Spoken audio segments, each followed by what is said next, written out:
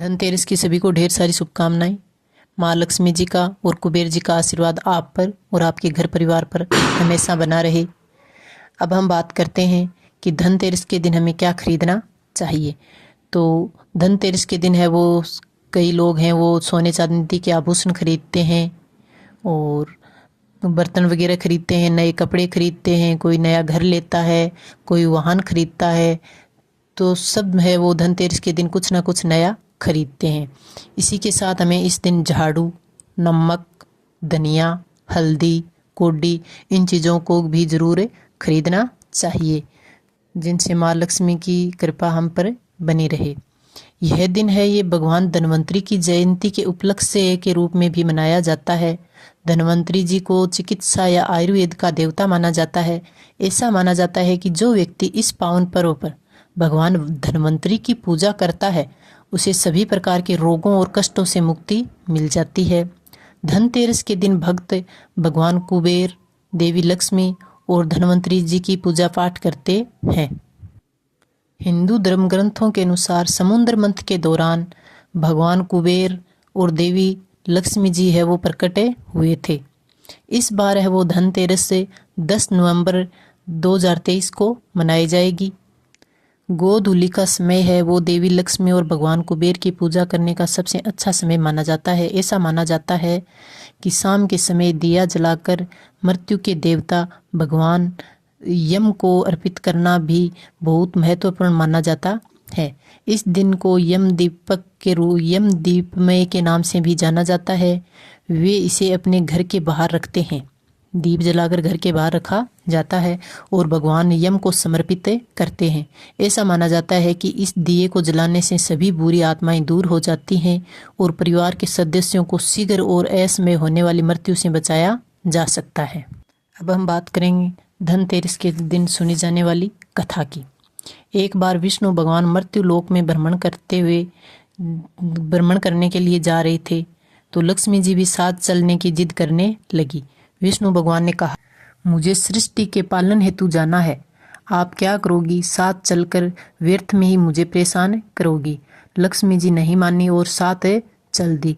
कुछ देर बाद विष्णु भगवान ने कहा, किसी काम से मैं दक्षिण दिशा की ओर जा रहा हूँ, तुम यहीं ठहरो और इधर उधर मत देखना और कहीं जाना मत।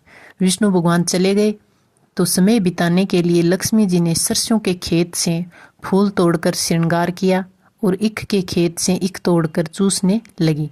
तभी विष्णु भगवान लौट कर आए और उन्होंने देखा तो ईख चूसते हुए देखा तो वे क्रोधित होकर बोले, बिना पूछे तूने ईख तोड़ लिया और चूसने लगी हो, इसकी सजा तुम्हें भुगतनी पड़ेगी। तो इस किसान के खेत में तूने बिना पूछे जो भी तोड़ा है उसके लिए आपको 13 वर्ष तक इस पृथ्वी लोक पर भी रहना पड़ेगा। ऐसा कहकर विष्णु भगवान है वो क्षीर सागर में विश्राम करने हेतु चले गए। लक्ष्मी जी को किसान के घर छोड़ दिया। किसान का धन धान्य से घर है वो भर गया। 12 वर्ष के पश्चात विष्णु भगवान के साथ लक्ष्मी जी जाने लगी तो किसान ने जाने नहीं दिया। तब भगवान ने किसान को 4 कोडियाँ दी और कहा, तुम परिवार सहित गंगा स्नान के लिए चले जाओ और इन कोडियों को जल में छोड़ देना। जब तक तुम नहीं आओगे तब तक हम यहीं रहेंगे।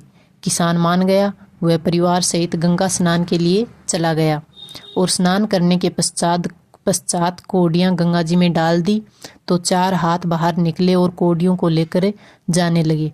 तब चिंतित होकर किसान ने गंगा जी से पूछा, ये 4 पूजाएं किसकी हैं? तो गंगा जी ने कहा, ये 4 हाथ मेरे ही हैं, मैं ही गंगा माई हूँ। तुम्हें ये कोडियाँ किसने दी हैं? किसान ने कहा, मेरे घर पधारे एक महापुरुष ने ये कोडियाँ दी हैं। तब गंगा ने कहा, वे महापुरुष विष्णु भगवान हैं और जो तुम्हारे घर स्त्री है वह लक्ष्मी जी है। तुम लक्ष्मी जी को जाने मत देना, नहीं तो तुम निर्धन हो जाओगे। तब किसान घर जाकर माता लक्ष्मी से बोला, मैं आपको नहीं जाने दूंगा।